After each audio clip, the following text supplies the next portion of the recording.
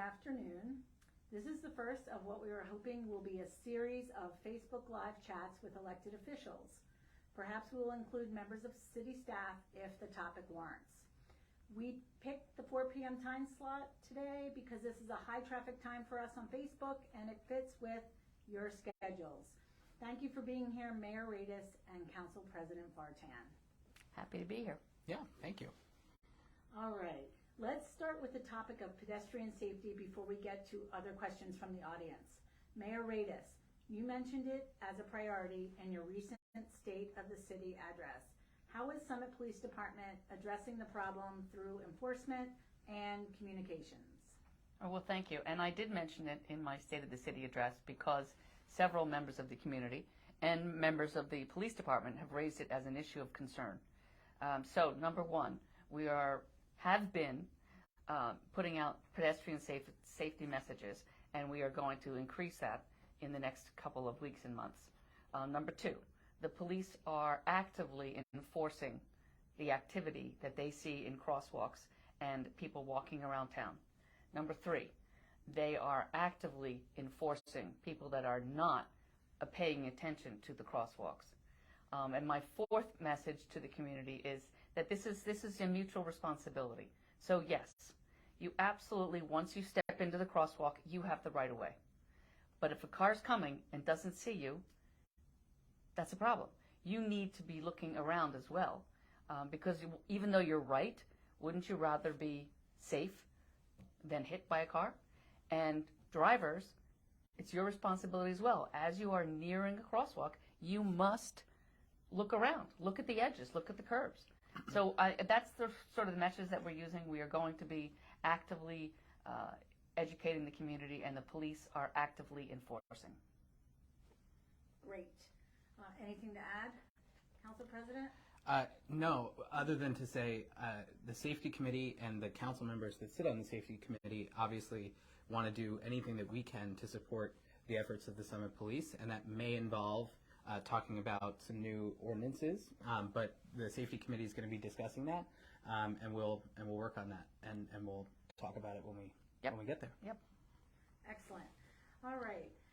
Let's discuss the public comment portion of the agenda at Common Council meetings. Historically, how did it work? When did it change? And why are you moving it to the end of the meeting? Sure. Okay. So, well, hi, everybody. We had, I guess, up until maybe 2017, council meetings typically had the same order of business.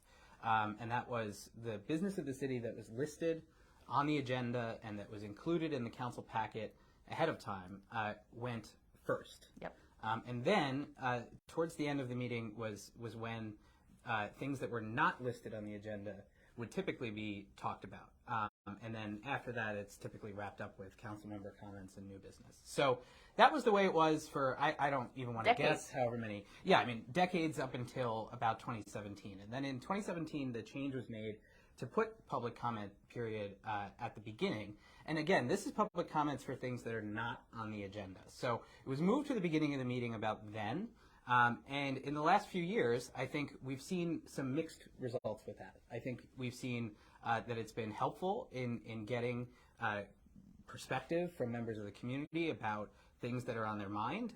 But also in the last several years, there has been a real expansion of the ways that people can get in touch with council members, and we're happy about that.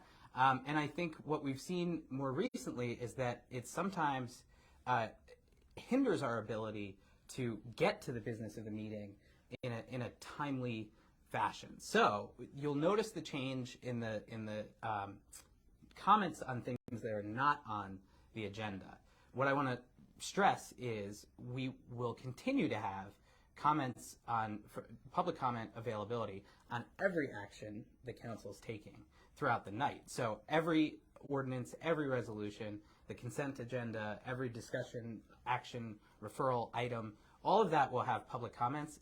We got to get through that stuff first, and then we can focus on the public comments that are not on the agenda. And what I think this will do, practically speaking, is it'll allow for us to, and by us I mean city staff and council members and the community at large, to actually discuss and deliberate and actually debate and then understand, hopefully, the things that we're doing that are actually listed on the agenda that are the whole purpose of the meeting. At its core, this is a business meeting of the city council to conduct those business items. So we got to get through those first. Okay, so let me make sure that we understand this. Sure. We all understand this. Sure. So, for example, when the seasonal closure of Maple Street is on the agenda, Yes. and I come to the meeting and I have something to say, when you get to that point of the agenda, then I'll be able to stand up and make my comment about Maple Street. Yes. Absolutely. Yes. Yes. Yes. Okay. And we would love for that to happen. It's likely that with that specific issue, we'll be looking at sometime within the next couple of months, either an ordinance or a resolution related to Maple Street. If you're subscribed to the alerts on the city website, you'll get an email when the agenda is available. You'll see something related to Maple Street there. And if it's something you want to comment on, that would be the time in the meeting to do that. Okay, great. All right. Here is a comment or a question from Rachel, and it's kind of long. I'm going to read it all. Council is aware that a member of the HPC indicated that they served in an official capacity of legislative aid for the office of Greg Vartan on public, personal, and professional sites. This individual listed job responsibilities that included drafting legal documents and responding to constituent emails. President Vartan has confirmed that there is not an official legislative aid position and communicated that this individual has not drafted or edited legal documents. Since this information has been brought to council and the public's attention, how are you specifically handling the situation as it relates to your constitutional responsibility as an elected leader in a government capacity to the city of Summit? What are your plans to address this situation, and are you reconsidering the appointment of committee members at this time? Okay. So I'll do my best to answer multiple part questions. So first of all, yes, there was a member of my campaign team last year who was one of our interns who was very helpful. And then when this year, basically then wanted to continue to be helpful. So that individual did some research related things, not, however, the things that were listed there on that individual's LinkedIn. So I was quick to, as soon as I found that out, get in touch with this person. He apologized. He corrected the mistake.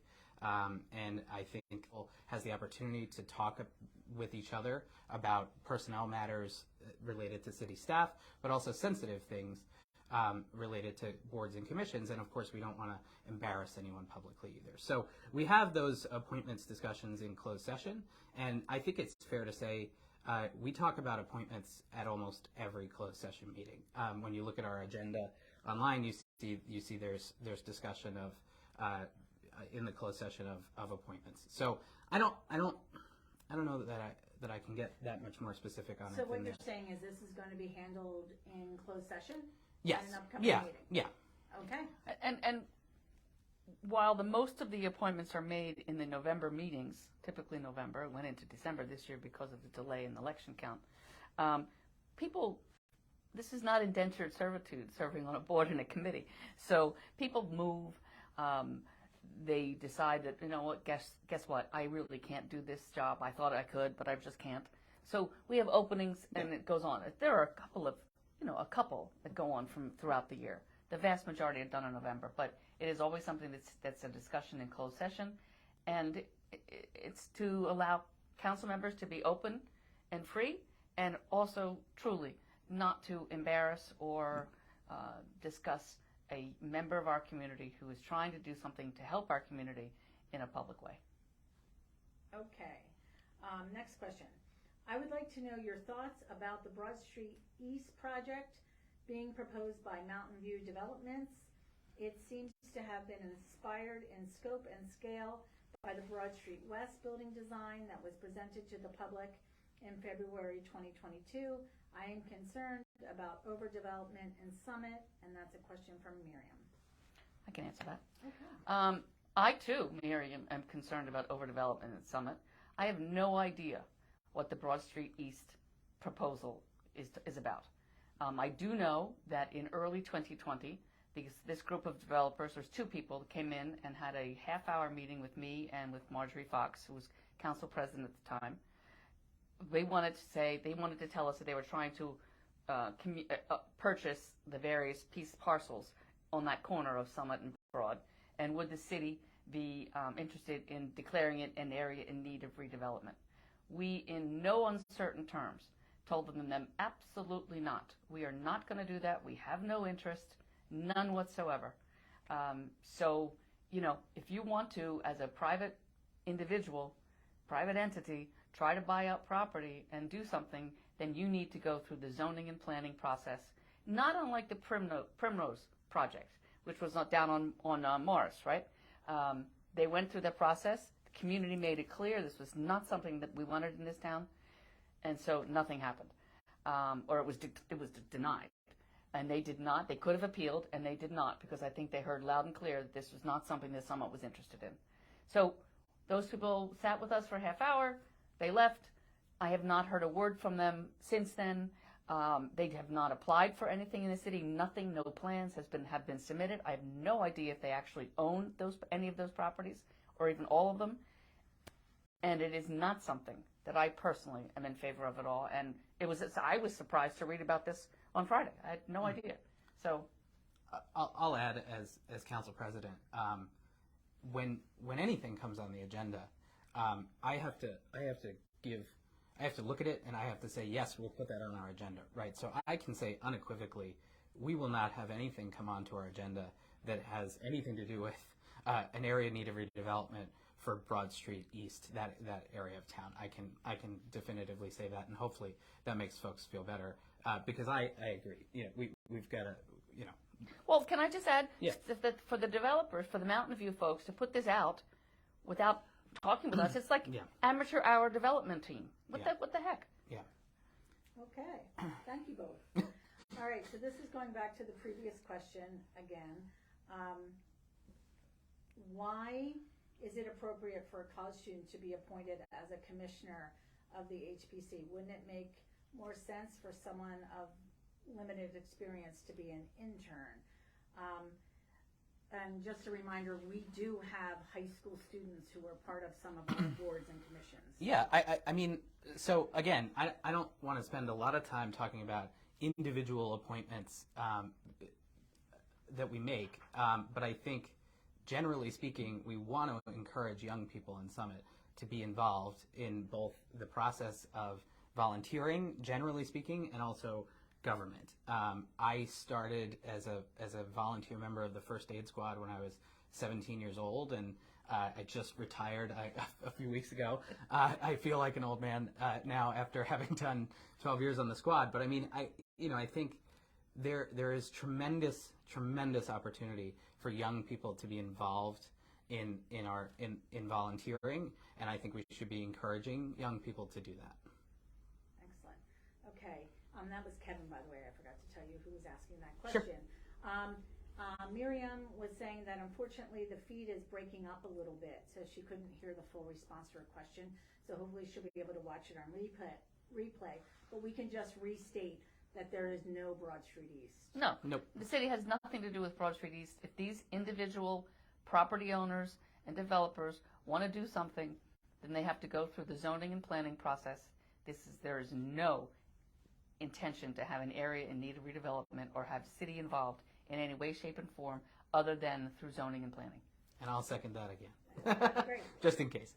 So there has been some criticism that council wants to stifle community engagement and not face the public in person at council meetings. Can you speak to that? Oh, so as related to the public comments movement? Yes, as Oh, related. yeah, okay. So, sure. I'll And in general. Okay. All right. So first of all, I think, again, in moving the public comments section, removing the public comments that are not for things not on the agenda. Again, We are interested, of course, in what the public has to say on everything else on the agenda as well. But I think the other big thing is that council meetings themselves are not the be-all, end-all of communication with council. As a matter of fact, I would be very concerned if people were saying they were waiting to get in touch with us until the next council meeting. You know, we've got our emails, we've got our phone numbers, we've got our mailing addresses, all there on the city website, so we can all be reached those ways. But also, I outlined in my comments on at our reorg last Tuesday night the ways that we're going to be expanding access to council as well. One of them is this kind of thing that we're doing right now, which I hope is helpful and informative to people. The other is another is we're going to be hopefully downstairs, but somewhere in City Hall, we're going to be getting an office that council members will have access to, and then can have meetings and appointments, and we can get in touch with people that way. And also, I'm going to be using part of my council president's report at every council meeting to encourage my colleagues who are chairs of the various committees that we have to give a general update on where they are working on things in those committees. Because I think sometimes, you know, we hear a lot from people that it's like, well, I just don't know where we are on something, or we don't know what we're doing as related to a certain issue or topic. And that's often because it takes a really long time to work through, and that's deliberative, that's the way government works, right? It takes a really long time from when we have our committee meetings and we engage with our professionals, and then we talk to the various boards and commissions that we have, and then by the time something shows up on our agenda, it's kind of baked already. So what I'm hoping that will do is encourage council members to really give updates on where they are throughout the process, and hopefully that'll be helpful as well. So I want to add what things that I've done in terms of being mayor as have access to the community. I have office hours twice a week. Here. In the beginning, in the first couple of years, I had office hours as well in the evening, and I sat here by myself, basically me and the janitors, and a couple of police officers, obviously, downstairs. And people come and see me. But less so in the last year or two, and I think that's because, even though the office hours are the same, because I do my level best to respond to as many emails and texts as I can, and someone says, well, I can't make it to your office hours on a Monday or a Wednesday, then I say, okay, fine, let's set up a time. I meet people at the clubs in town. I meet people here. And frankly, I don't mean to be patting myself on the back, but honestly, dozens of people who work in City Hall and have worked here for decades have said that I'm the first mayor that is in this building almost every day. It was right next door. It was a ceremonial office, no disrespect to prior mayors, but because of the increased need and demand, understandably, by our community members to have. Okay, go ahead. So I don't know where we left off. We have some wireless issues. This building's 30 years old. Amen. My point is, people expect, and they are right to expect, to have access to elected officials. I've tried my best. And Greg is upping the opportunity. Yeah. Speaking for every member of council, we're looking to hear from the concerns and the thoughts and the ideas of the members of this community. Right. And not suppress it in any way. No. What's the point? Yeah. No. Okay. Here's a question from Dory. It's a long one. I am concerned with overdevelopment in our town in general and our planning and zoning boards allowing massive developments. Can ordinances be put in place to stop overdevelopment so either our zoning or planning boards aren't left to vote for these? Also, I would like to know why Morris Avenue property had only gone through zoning and not planning. There have to be multiple factors and steps to ensure this town stays the way it is. Well, zoning has, when you have a plan, zoning has certain purview, planning has a different purview. These are not just summit ordinances. These are also regulated by the state. We are within the current ordinances, the current confines. Everybody was concerned, many people were concerned, I should say, about the Primrose project. It worked because it was denied. We are often criticized for having too strict zoning, and listening because the community was vocal Whatever turns out, if anything, for Broad Street West, it's going to be much smaller. So I am not as concerned. We have almost no developable land left. So there's really not a whole lot more that can happen. I don't mean to be dismissive at all, Dory. I recognize your concern, and I agree with you. And I agreed with the decision about Primrose. But there are different things that have to be looked at by statute, based from the zoning board and the planning board. I would love to tell you that I understand and I know all the details of those laws. I do not. So, thank you, Mayor. And I also agree. I think there's just for a little bit of. I was on the planning board before council, so the planning board is dealing more with major site plans and is also involved a little bit more in the development of policy. Like the planning board plays a major role every 10 years when we redo the master plan, for example. And then the zoning board of adjustment is really about things that are slightly usually outside the realm of what is allowed as actually specifically written in the zoning.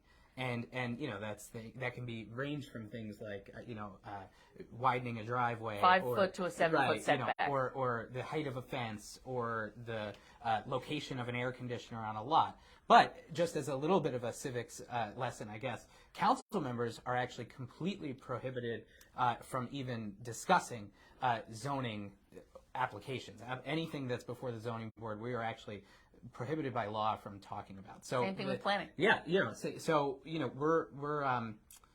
we have to sort of put in place the zoning, and we do that by adopting the development regulation ordinance, which we actually just rewrote to make it keyword searchable and easily accessible online, and that really brought that brought us up to, I guess, the current century, and that was passed back in 2019. So we have a new development regulation ordinance, and it's located on the city website for those that are interested. And it also changed some of the rules and regulations about what could be built, not built, but what retail uses could be done in the downtown. And that expanded the use of things that hopefully would be accessible to younger people in the downtown. Like the Bull and Bear Brewery. Yeah, it allowed for breweries, it allowed for instructional studios, it discouraged stuff like investment banking and those sorts of things that don't really draw a large crowd of people on the first floor. But I think to Dory's question also, we are seeing a lot of development around Summit, us. Right? And that's something that I think we've both shared frustration with, that we can't tell Chatham what to do. We can try, but we can't tell Chatham, you can't do this. So we have to do what we can to make sure that the development that we have in Summit is responsible, and that's. Yeah. No. I don't know. Okay, great. I hope we answered that question. Sure thing. We have a lot more of them. Bob says, thanks for this. Thank you. Yeah. Thanks for right. watching. Yeah. So Colleen wants to know if this Facebook forum is able to be moved to after business hours at a more convenient time for those who work or have small children. Yeah, we're flexible, sure, but I would like sure. you to answer that, Amy, because you're the one with the analytics. Sure. We picked this time on Tuesday because it's a high traffic time for us, but also for your schedules. Going forward, I think we're planning to do the next one at lunchtime around noon, but we can certainly think about doing this in the evening sometime on a non-council Tuesday. Sure. Sure. And a lot of that would depend on availability of council members and of staff that is here as well. It's not going to be us every time. So No, you get bored listening to us all the time. Absolutely. So Eric is asking, when do you expect to solicit additional feedback from the residents related to Maple Street? There's been a lot of discussion about the concept of seasonal. What do you believe is the optimal period of seasonal closure? He just wants to know what the optimal period. I know I'm not going to. He uses some abbreviations like Labor Day to end of school to Memorial Day. What do you think? Sure. Well, I think we have to have some decision about it sooner rather than later, because we're coming up into the spring season. whatever. I think seasonal it's anywhere, it's free floating. It's anywhere from like May, mid-May, in my opinion, to mid-September, end of September. I don't know. That's the kind of this is my personal opinion. I am not speaking for council. I do know that to do it for 8 weeks, just when schools close, July and August, it makes no financial sense for the restaurants because they have to hire staff for 8 weeks, probably spends them a week or two to train that staff. It's hard enough to hire staff, let alone for an 8-week period. So I think we need to decide in the next couple of months. And so the council has a committee called the Capital Projects and Community Services Committee, which is going to be the one that's focusing on this issue primarily, I think, to begin with. And the questions that I've asked them to consider is one, what's legally the process that we would have to go through with the New Jersey Department of Transportation in order to explore anything at all. And then the second question would be how do we re-engage with businesses and with the members of the community to make sure that we come up with something that works really well. I think if it's just me, I would think something like, maybe mid-May to maybe Labor Day. I don't know. But I'm flexible on that. In the week that I've had the job of being council president, I've learned that I think I have to just sort of see what the opinion of the rest of council is, and then try to find us a path that works well, and hopefully the community will agree with that. Okay, thank you. So Dory responded saying the ordinances she's talking about is the maximum 3-story heights restriction. Is that something that council can put in place? We've had a couple others, like Miriam, saying that she's also concerned about this. I don't have the detailed information, Dory, to give you an answer to that, and also Miriam, I'm sorry. A city of 22,000 people and lots of laws, rules, and regulations, I'd love to have the hubris to think that I know it all, and I don't. But we have many buildings in this town that are 4 and 5 stories. So I don't know, how I don't know. But it's something that I certainly am more than willing to have a conversation with the committee and Aaron Schrager, Krista Anderson. Let's talk about whether that makes any kind of sense for the city. But I do not. I'd love to tell you I know, but I don't. Okay. And then Kevin says that didn't the significant variances given to the Morris Avenue River Road project essentially rezone that property? The changes given were not small changes. So based on Greg's answer to Delia's question, shouldn't the planning board have been involved? I don't have the expertise I don't have the legal expertise to be able to say, and I'm not allowed, I don't think, to comment either on the zoning board's approval or not approval of that application. Okay. Colleen's saying, why wouldn't we wait to see how the Chatham development impacts traffic in Summit before moving forward with Broad Street West? They're concerned that this building will impact Summit far more than Chatham because of its location. River Road is already gridlocked. She cannot imagine what we're in for. Well, we also don't know. I agree with you. I think it's a monstrosity of a building, and it's huge, and it is very close to Summit. However, part of what's the gridlock on River Road right now is that they haven't finished the building, they haven't expanded the road, which apparently, according to the mayor, they plan to do. You've got a lot of trucks on the road right now and construction while they're in this process. If we wait for what Chatham's going to do, well then should we wait to see how things end up in Springfield, where the old Saks Fifth Avenue was 20-some years ago? I don't know that we do. I think we're looking at a much smaller building. I think there are 235 units at the building on River Road. Of course, our building is going to be, it started off, the initial proposal was 140. I'll be shocked if it's half that. If it's not half that, you know what I'm saying? I think it will be half that. So if anything comes, if we ultimately succeed, I don't know. We have to wait and see what the proposal is coming from the developer and whether the financials work for both the developer and for the city. Yeah. We're hoping to have the Broad Street West Economic Advisory Committee help us come, look at that. I know, Kevin, you're on that, and I appreciate the effort you're going to be doing when we get the pro forma from the redeveloper. Yeah. But no, I don't think we should wait. That's Summit City, this New Jersey's home rule. You do what you need to do. We all should be working a little better together, but we're not. So I think we move ahead. And that building's up and going, so it doesn't matter. Okay, we've had a couple of comments about our Wi-Fi cutting in and out, and I apologize to everyone, but it's our building, and hopefully this year's budget will allow for some better Wi-Fi for the communications office. But there's a question about topology and what their future is going to be here in Summit. There are planners for this project and for other things that are given oversight for giving us advice on other. People come and talk to us and say, is this a good idea or a bad idea? And as my answer earlier about Mountain View, we said absolutely not. It's a bad idea. So I know that their contract is coming up. I think Phil Abramson is doing a very good job.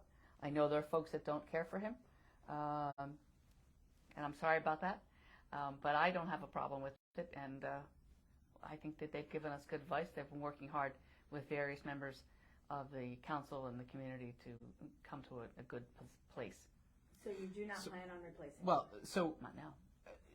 yeah, so I ultimately the contract renewal for topology will be something that comes before council. And so where we are with that right now is that council's not permitted to meet all together at the same time because of the Open Public Meetings Act. So some of the members of council have had an update meeting with Phil from topology, and also just because some council members haven't even met him yet. So that's happened with some members of council. We have a couple of other meetings scheduled for council members on their own to talk with Phil, talk about topology, talk about the process that we think we should have for Broad Street moving forward if it's viable that there's going to be a deal here to be had. So I hope that answers the question. Okay, great. When is topology's contract up? I have to check with. I would have to check with. We can get not the. too distant future. No, it's in the first quarter. This will be on an upcoming agenda soon. Okay, terrific. All right, and then there's one more comment from Kevin that young people can contribute as interns. And as the HPC is a very important entity, as we saw during the Broad Street West process, it's very different than volunteering for the first aid squad.